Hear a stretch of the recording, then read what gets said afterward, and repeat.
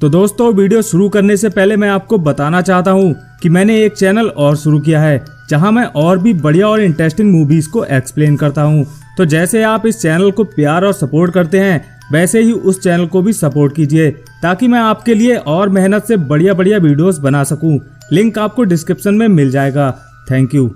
Movie शुरू होती है और हम एक फैमिली को देखते हैं। इस फैमिली में सिर्फ औरतें हैं जो पहाड़ों और जंगलों में रहा करती हैं। इस फैमिली का बाहरी दुनिया से कोई भी लेना देना नहीं है।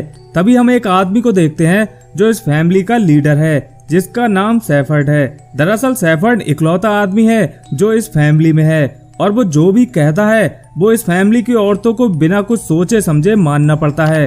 दरअसल रेड ड्रेस में जो औरतें थीं वो सैफर्ड की पत्नियां हैं और ब्लू ड्रेस में जो हैं वो सैफर्ड की बेटियां हैं। ये औरतें अपनी जिंदगी से तंग आ चुकी थी, तभी ये सैफर्ड से मिलती हैं, जिसके बाद इनकी लाइफ पूरी तरह से चेंज हो जाती है और इसी वजह से ये सैफर्ड की कोई भी बात को बिना कुछ सोचे समझे मान लेती हैं। एक तरह से कह सकते हैं कि सैफर्ड इनका भगवान है। सैफर्ड की बेटियों में से एक बेटी उसकी फेवरेट थी, जिसका नाम शैला है। शैला हमेशा अपनी मॉम के बारे में सोचती है, जिसकी मौत उसे पैदा करते समय हो गई थी। वो सैफर्ड से हमेशा अपनी मॉम के बारे में पूछा करती है, मगर सैफर्ड उसकी बात को टाल देता है। सैफर्ड ने अपनी दुनिया में कुछ नियम बनाए थे, जैसे अगर कोई बीमार होता है तो उसका इलाज जंगल की जड़ी बूटियों से ही करा जाएगा, चाहे भले ही इस दौरान उसकी मौत ही क्यों न हो जाए। और एक नियम ये भी था कि जब किसी को भी पीरियड आएगा तो वो कुछ दिनों के लिए फैमिली से दूर रहेगी, क्योंकि सैफर्ड का मानना था कि पीरियड के वक्त औरतें अशुद्ध हो जाती हैं। इसके बाद हम दो और औरतों को देखते हैं जिन्हें सैफर्ड ने अलग रखा था, क्योंकि इन औरतों में से एक औरत हमेशा बीमार रहती है और दूसरी औरत, जिसका नाम सैरा है, सैफर्ड की कोई भी बात नहीं मानती। अगले दिन हम शैला को देखते हैं, जिसको पहली बार पीरियड आया था। ये देखकर शैला घबरा जाती है और जोर से चिल्लाती है। इसी दौरान वो हड़बड़ाहट में एक भेड़ को भी मार देती है। रात को जब सैफर्ड शैला से उस भेड़ की मौत की वजह पूछता है तो उस पर शैला झूठ बोलती है और कहती है कि शायद उसे किसी जंगली जानवर ने मारा होगा। इस पर सैफर्ड उसकी बात पर यकीन कर लेता है। अगले दिन रात को सैफर्ड के पास दो पुलिस वाले आते हैं और वो उससे कहते हैं कि तुम गवर्नमेंट की जमीन पर गैर कानूनी तरीके से रह रहे हो, यहाँ से तुरंत चले जाओ, वरना हमें जबरन तुम्हें यहाँ से हटाना होगा। अगली सुबह सैफर्ड अपनी पत्नियों और बेटियों से कहता है कि हमें यहाँ से जाना होगा, क्योंकि ये जगह अब हमारे लिए नहीं है। इस पर सारी औरतें काफी उदास हो जाती हैं और अपना अपना सामान बांध लेती हैं और दूसरे जंगल की तरफ जाने लगती हैं। रास्ते में हम शैला को देखते हैं, जो इसी ख्याल में डूबी थी कि कहीं उसके पीरियड के बारे में किसी को पता चल गया तो उसे भी सैरा के साथ रहना पड़ेगा। अब इसके बाद ये लोग रात को एक जगह रुककर आराम करते हैं और दिन में अपना सफर करते हैं। रात को जब शैला सो रही थी तब वो एक सपने की वजह से उठ जाती है और उसे अपने सामने सैफर्ड दिखता है, जो एक बकरी को बुरी तरह से मार रहा था। दरअसल ये उसका सपना था। अगले दिन ये लोग फिर से निकल पड़ते हैं तो इन्हें रास्ते में एक घर दिखता है जो टूटा फूटा था, तो ये लोग वहीं रुकने का फैसला करते हैं। रात को एक औरत शैला के पीरियड के बारे में जान जाती है तो वो जाकर सैफर्ड को बताती है। इसके बाद सैफर्ड शैला को कुछ दिनों के लिए सैरा के साथ रहने को कहता है। सैरा वही औरत है जो सैफर्ड की कोई भी बात नहीं मानती थी। जब सैरा और शैला बैठे थे तो सैरा उसे बताती है कि जब तुम पैदा हुई तो सैफर्ड तुम्हारी माँ को हॉस्पिटल नहीं ले गया और तुम्हारे पैदा होते ही उसकी मौत हो गई। वो चाहता तो तुम्हारी माँ को बचा सकता था, मगर उसने ऐसा नहीं किया।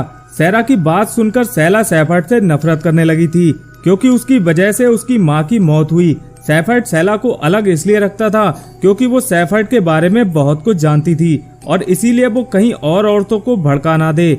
इसके बाद हम देखते हैं कि जब ये लोग जा रहे थे तो इन औरतों में से एक औरत को पेन होने लगता है, क्योंकि वो पेट से थी और ये उसकी डिलीवरी का टाइम था। मगर वहाँ पर उसकी मदद करने वाला कोई भी नहीं था और ना चाहते हुए भी उस औरत की डिलीवरी वहीं करानी पड़ती है। इसके बाद उस औरत को एक बच्चा होता है, जिसे पैदा करने के बाद उस औरत की भी डेथ हो जाती है, मगर सैफर्ड को उसकी मौत से कोई फर्क नहीं पड़ता। तभी सैरा उस बच्चे को गोद में लेती है और उसे अपने साथ ले जाने को कहती है, क्योंकि वो बच्चा एक लड़का था और लड़कों की इस फैमिली में कोई भी जगह नहीं थी। सैरा जब बच्चे को लेकर जा रही थी तो वो शैला से कहती है कि तुम्हें इस फैमिली को बचाना होगा ताकि किसी और की ऐसे मौत ना हो। इसके बाद हम देखते हैं कि सैफर्ड अपना रास्ता भूल गया था और बाकी लोग भी काफी थक गए थे। तभी ये लोग एक जगह बैठ जाते हैं। तभी इनमें से एक लड़की रास्ते की तरफ इशारा करती है तो सैफर्ड को इस बात पर गुस्सा आ जाता है, क्योंकि उसे लगता है कि वो लड़की भी उसका लीडर बनना चाहती थी और सैफर्ड उसे गुस्से में पीटने लगता है, मगर कोई भी उस लड़की को नहीं बचाता। ये सब सैला भी वहाँ खड़ी होकर देख रही थी। फिर कुछ दिन चलने के बाद ये लोग दूसरे जंगल तो नहीं पहुँचते बल्कि एक झील के किनारे पहुँच जाते हैं। तो सैफर्ड इनसे कहता है कि अब से हम यहीं पर रहेंगे, क्योंकि ये जगह बहुत ही शांत है और यहाँ बहुत शांति है। इसके बाद ये लोग अपना डेरा यहाँ पर डाल लेते हैं और रात को खाना खाकर सो जाते हैं। तभी सैफर्ड सैला को अपने तंबू में बुलाता है, जहाँ सैला को बहुत अजीब लग रहा था। अगले ही पल सैफर्ड सैला को सेड्यूस करने लगता है और उसके साथ जोर जबरदस्ती भी करता है, मगर सैला किसी तरह वहाँ से बचकर निकल जाती है। तभी आधी रात को सैफर्ड अपनी सभी बीवियों को लेकर झील के किनारे जाता है और वहाँ वो एक एक करके सभी को डुबाकर मार देता है। अगली सुबह जब सैफर्ड की बेटियां अपनी मॉम को ढूंढती हैं तो उन्हें वहाँ पर कोई नहीं मिलता। ये देखकर सभी लड़कियां बहुत डर जाती हैं और सैफर्ड के पास जाती हैं। सैफर्ड अभी भी झील के किनारे ही बैठा था, जहाँ पर उन लड़कियों की मॉम के कपड़े भी पड़े थे।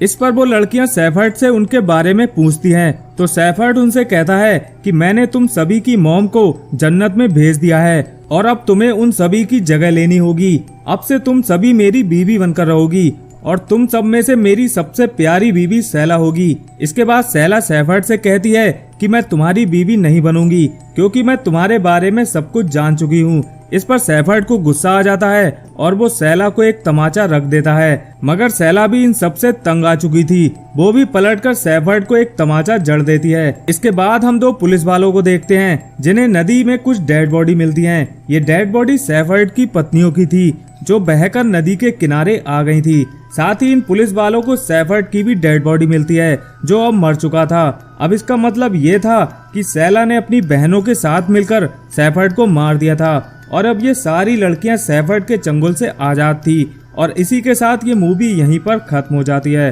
तो दोस्तों, अगर आपको इस मूवी का एक्सप्लेनेशन पसंद आया हो तो वीडियो को एक लाइक जरूर कर दें। साथ ही चैनल को सब्सक्राइब करने के बाद बेल आइकन दबाना ना भूलें। हम मिलते हैं आपसे एक और वीडियो में एक नई मूवी के साथ। तब तक के लिए धन्यवाद।